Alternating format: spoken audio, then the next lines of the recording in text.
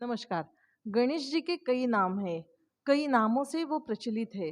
भारतवर्ष में गणेश जी की पूजा कोई भी कार्य की प्रारंभ में की जाती है।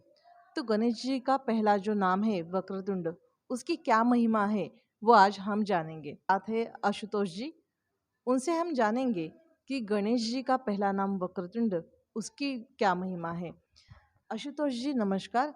और गणेश जी का पहला नाम वक्रतुंड, उसके बारे में आप क्या बताएंगे। वक्रतुंड महाकाय सूर्यकोटि समप्रभ निर्विघ्नं कुरु मे देव सर्वकार्येषु सर्वदा। ये गणेश जी की जो स्तुति है, उस स्तुति में हमें ज्ञात होता है कि गणेश जी का वक्रतुंड ये भी एक नाम है। गणेश जी का ये वक्रतुंड नाम कैसे प्राप्त हुआ, उनको किस वजह से वक्रतुंड ये नाम प्राप्त हुआ, इसके पीछे क्या वजह है, ये थोड़ा सा हम जान लेंगे। गणेश जी का वक्रतुंड ये नाम हमें कई पुराणों में हमें प्राप्त होता है। जैसे मुद्गल पुराण, गणेश पुराण में इनका ये नाम प्राप्त होता है। इसके पीछे एक कथा है, हम ये थोड़ा जान लेंगे। जब सिंदूरासुर नाम का ये असुर ये बहुत प्रबल हुआ था, वो देवों को भी पराजित कर रहा था। हमारे जो ऋषिगण थे उन सभी ऋषिगण को भी वो त्रस्त कर रहा था। तो ये सभी ऋषिगण जो यज्ञ यागादि करते थे, वो भगवान विष्णु के समीप गए और उनसे प्रार्थना की कि हे विष्णु भगवान, हमें इस सिंदूरासुर से मुक्ति कर दीजिए, हमें उनसे छुटकारा पा दीजिए। लेकिन भगवान विष्णु ने कहा, यह सिंदूरासुर जो है वो ब्रह्मा जी से वरदान प्राप्त किए हुए है और उसे हराना नामुमकिन है। लेकिन अगर महादेव जी का पुत्र जो पर्वत पार्वती देवी के उदर से निर्माण होगा, वो सिंदूरासुर का वध करेगा, ऐसा भी वरदान, ऐसा भी एक शाप ब्रह्मा जी ने सिंदूरासुर को दिया हुआ है।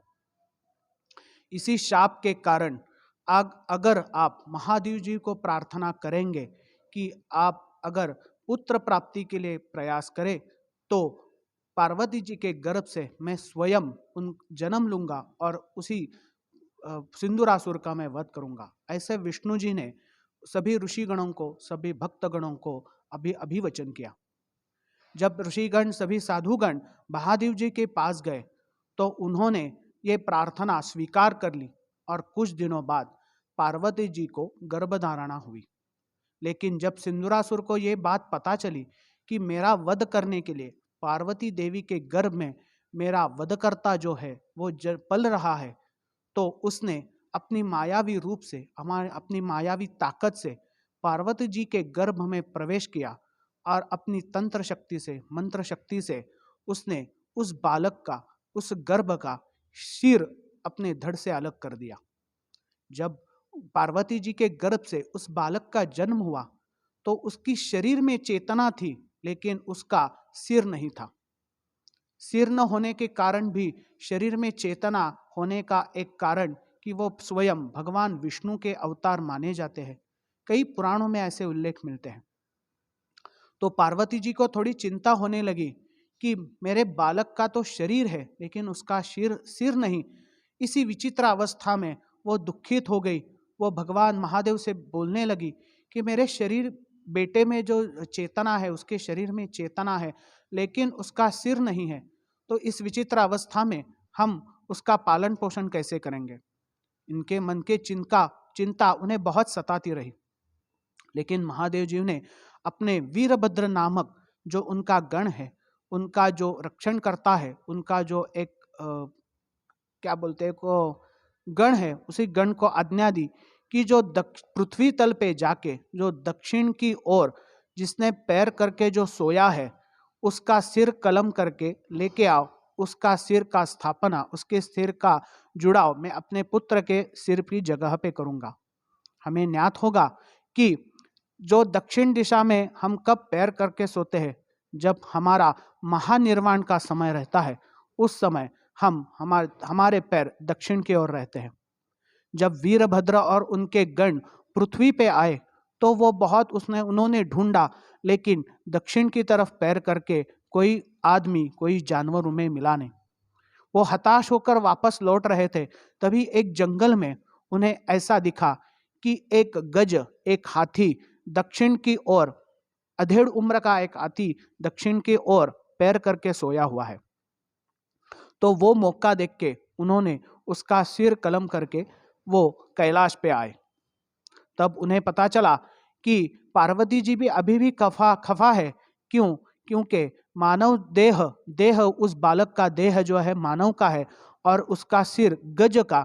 इस विचित्र अवस्था में वो द्विधामनी स्थिति में थी और वो ऐसे भी दुखित थी कि मेरे पुत्र का सिर गज का है। उस इसी विचित्र उसकी जो रूपरेखा है, सभी लोग उस पर हंसेंगे। इस चिंता में वो बहुत दुखी थी। वो दुखद स्वरूप देखकर महादेव जी बोले, आप चिंता मत कीजिए, मैं अपने बालक को वरदान दूंगा कि ये बालक सभी का विद्या दाता रहेगा। ये सभी 64 विद्या और 64 कला और 14 विद्याओं का वो अधिपति रहेगा। ये इसे ऐसी वरदान से उसने भगवान महादेव से प्राप्त कर लिया।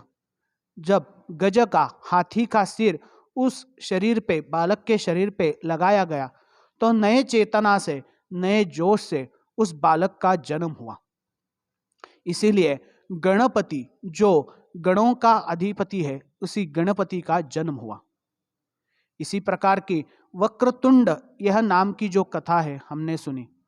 गणेश जी का हमने गज का जो मुख है, जो हाथी का मुख है, हाथी का मुख होने पर भी हमें ज्ञात होगा कि पृथ्वी तल पर गज, हाथी यह ऐसा जानवर है जो उस स्मरण शक्ति में वो बहुत ही प्रबल है।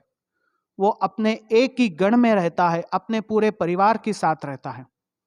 इसी कारण गणपति जी को गज का सिर लगाया गया। और हमारे हिंदू धर्म में, हमारे धर्म में गणपति को विद्या का अधिपति, विद्या का भगवान, विद्या का प्रमुख देवता माना जाता है। वक्रतुंड नाम की यही कथा है जो हमने अभी सुनी। कई पुराणों में अलग अलग तरह से यह लिखी गई है। कहाँ पे अलग अलग असुरों का नाम मिलता है, लेकिन सिंदूरासुर नाम का जो असुर है, इसका नाम बहुत पुराणों में हमें देख सकते हैं। इस प्रकार का वक्रतुंड नाम की ये कथा हमने सुनी। धन्यवाद जी, आशुतोष जी, आपने जो जानकारी दी। आज हमने गणेश जी का पहला नाम वक्रतुंड, इस बारे में जानकारी ली।